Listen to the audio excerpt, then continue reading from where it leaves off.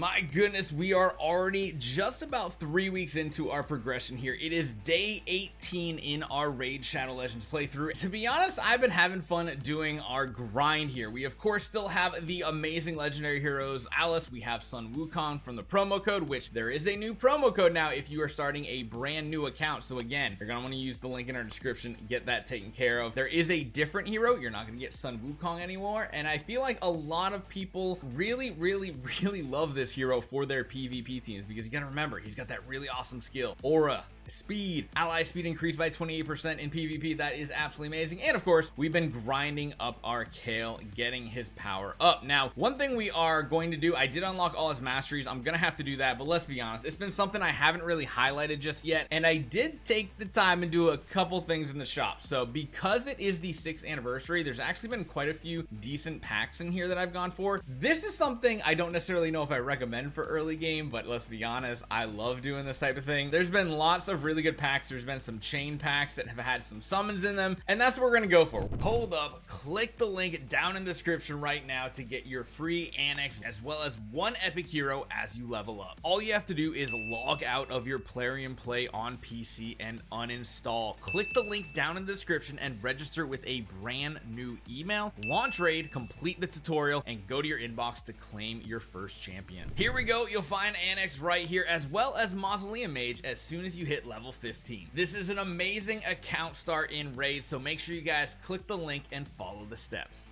We're gonna be doing our Primal Shards, so yeah, we're actually doing it. This is actually one of those rare ones. It's the last day for it today when we're doing it. 2 times chance of getting an epic, legendary, or mythic champion. Now, technically you can get rare copies. Primal, you can still get rare, right? Quite a decent chance you're gonna get rare. If you get lucky, it can be good. You can get legendary heroes. To be honest, getting as many epic heroes out of this as possible is usually the high roll here, and we have 11. Now, I'm gonna be saving up all of our other Ancient, Void. I got 2 Sacred Shards you can't see behind me. We're gonna do all 11 of these because supposedly the 2-time chances doesn't come up too often, and that's usually the best time to do it. So I'm a little nervous. I'll be honest.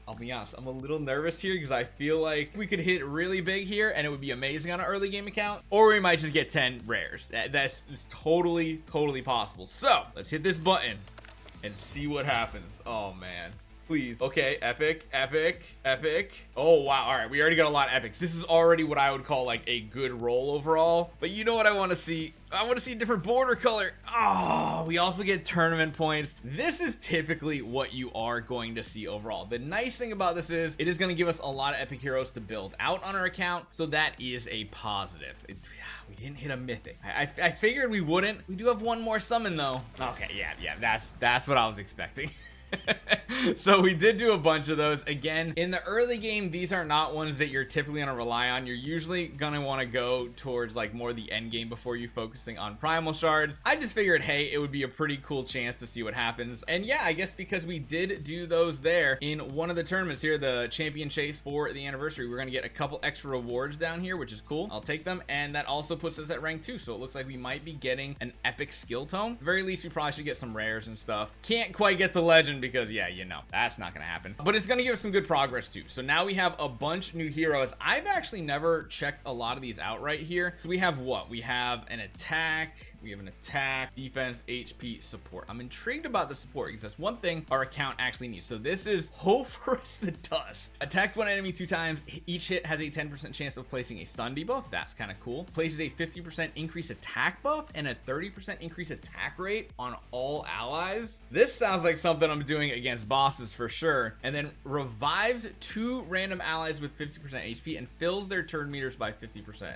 Ooh, and then if you ascend them further, revives 2 allies and then also gives them a strengthen buff for 2 turns. I kind of like that. That seems a little interesting here. Okay, I'm kind of sold on him. I'm not sure about worrying about the other heroes just yet. So that's upgrading his first hit, places a shield equal to 25 on all allies. So again, Barat the Bloodsoak. This could be a really good one too. Decreasing enemy stats, increasing teams, shields, and everything. We got to figure out what the best damage dealers are still. I've got like a decent knowledge base, but a lot of the epics are ones that I just haven't followed just yet, and they all look pretty decent decent here. If we hit something like absolutely bonkers crazy and I didn't realize it, shoot a comment down below right now and tell me what heroes I should definitely be using. This one has a freeze effect, all attacks all enemies. I love that. That's always awesome. Before attacking, place an increased attack buff and speed on this champion, which is cool. Ignores defense, can put true fear debuff on it. So I think we got quite a few decent heroes here, and I haven't even looked just yet to see what our actual like lower tier rare heroes are good for, because there's actually a few of them that have a lot of good stats and abilities on them. So even though we didn't hit a mythic, we didn't hit a legendary, these are going to be things that are really going to help the progress of our account. We kind of have to decide what we're going to go and start building. We of course are still strengthening up some heroes. I think putting some of these champions in here are probably going to be some of the best bet. We've been leveling up some food heroes as well so that we can get more, because at the end of the day, I kind of want to take Alice up to the next tier, but of course we only want to use 5 stars that are food. We don't want to use 5 stars that we're going to be using down the road. Using epics and stuff like that, and even some rares, is something you don't want to just feed off completely. But I really want to upgrade Alice. From what everybody says, as good as Kale is in the early game, like Kale is amazing in the early game and everything, Alice is going to carry your account if you invest in her. So the things we're going to focusing on are of course getting more of these potion mixes going. I'm not going to be spending really anything when it comes to powering up our heroes. I'll occasionally get summons because you guys know me, I absolutely love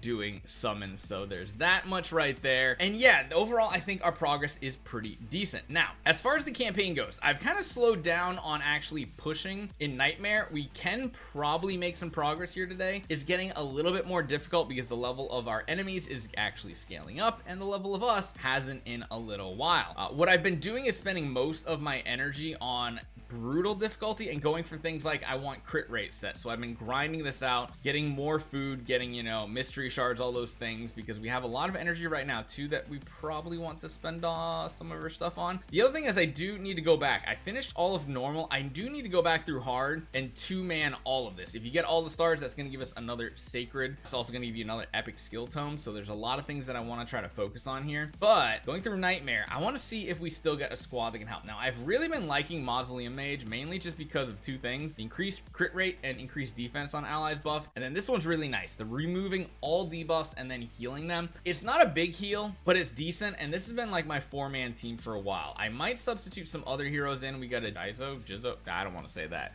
That's an interesting name, but let's go through and let's see what we can do. A lot of these though, if you are starting to push to a difficulty that is not autoable, you might want to take the time and start manually using your team to make sure you're not wasting abilities at the end of the previous round when you're gonna go into a new round. Like if you're about to hit that point, oh my gosh, yeah, the damage is starting to rack up. You can see how much damage we're taking here, and without a like super healing support, as good as Mausoleum Mage is, it can kind of fall behind even with that lifesteal set. You can see the amount of damage coming in, which again, those lifestealing sets are paying off, and at the end of every round when you beat a round and move on to the next one, you do get a small bit of healing here. So if we can clear these out pretty quickly, that would be good.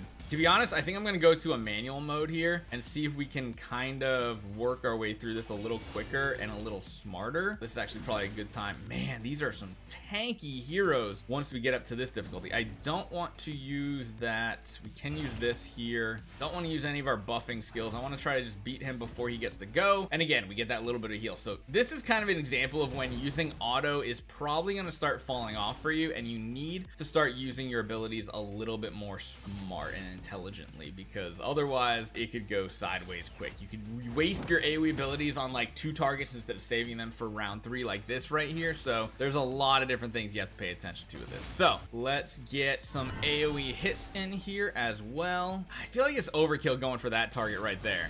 That is enough. Cool, cool, cool. And I think, oh man, we actually did get through right there too. And now we just have single target. Sadly though, our Kale did die, so we aren't going to get that bonus star here. We're only going to be able to get like what, 1 star off of this, which is a little bit of a letdown. But again, with using our manual probably the whole time, we probably could have played this a little smarter, and then we could have got progress a little better, because you can see there, it's a letdown every time we get 1 star nowadays. But if we can get another one of those supports, maybe one of those epics from today, those might come in huge and give us a decent amount of progress here and make us be able to push a little bit further. Now, one thing we are going to continue to do, we briefly talked about this in the beginning, we used our primal shards. We are again going to be saving all of these void, ancient, and sacred shards up for the future. As a low spender, free to play, I don't think it's smart using these at any old time, especially super early on here. Making sure you know where you are in the mercy pity timer in this is smart, and you really only want to go all in on these when you know you can get a guaranteed legendary champion. If you're doing that before a legendary champion, kind of sketchy, let's be honest. You kind of want to make sure you have these things saved up so that you can guarantee specific heroes you want to aim for to get progress. Now, of course, your mystery shards, you can use these all day, every day, whenever you want to in the early game. Once you get to a certain point though, see how you're getting tournament points for these, you are going to want to stock these up. So if you're grinding out campaign like we've been doing a ton of mystery shards, which has turned into a ton of food. The reason for that is, if I can find it right here, it's one of these events right here, right? Champion chase, I think. So you can see here in the info that doing these summons is going to matter. I mean, granted, it's only like 1 point, but if you have thousands of these, those thousands of points can actually come in handy. You can see if you had like 3,000 or 4,000, you're getting things like, you know, legendary tomes, and you can even get up to like mythic tomes and stuff like that. Tons of food and everything. This is where you want to save it up for. If you feel comfortable, I would start saving those shards up. I think I might have been a little bit too ahead of time using my mystery shards, but I do feel like in the early game getting the food is important. After you're past that like quote unquote middle game, then you probably want to start saving these resources up, and that's going to save you an absolute ton when it comes to these bigger events. And the last thing I want to talk about here today, after we've done our summons and stuff, because we are going to have these new heroes, paying attention to what day it is in the dungeons is also kind of important. And if you want to pull some energy up, it might not be a bad idea. If you want to go all in on, like for my example, I want to go to the magic keep and farm it a lot, I definitely do not want to spend 200 gems doing that. So making sure you are pulling up the energy you need to grind out these potions for the potion mixer is going to be important, because there, again, like I said, there's a couple things that I really want to chase after here. I want to ascend Sun Wukong to 3-star, which we'll probably be talking about in a separate video by itself. Of course, starting up Alice further is important as well. And then as we start using some of these other potential supports, like I might want to go crazy on the hippo here. If I want to do that, I want to make sure I have the upgrades available to get it done.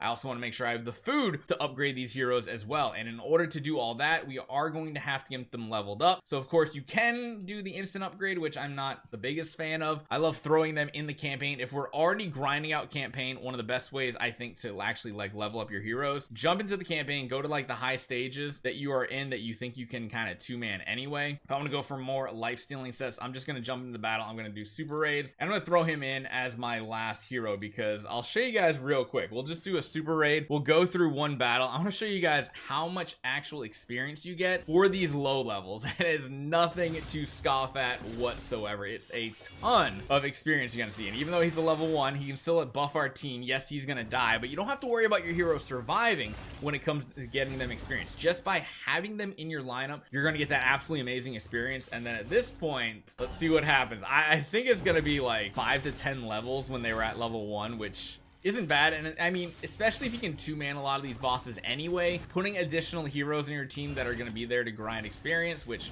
I might just put 2 of my low-level epics in there. You can see right here at the end, how many levels does he get? 2, 3, 4, 5, 6. It's a lot of experience. Instead of just foddering away a lot of stuff, we got 8 levels there. And you can see right here, 3 mystery shards right out of the gate, and we're getting some chase points too for the 6th anniversary event. So all these things kind of tying together, and it's just the perfect time to be playing. I'm so happy that we started right before the 6th anniversary, because there's just so many things going on. So hopefully you guys enjoy this one.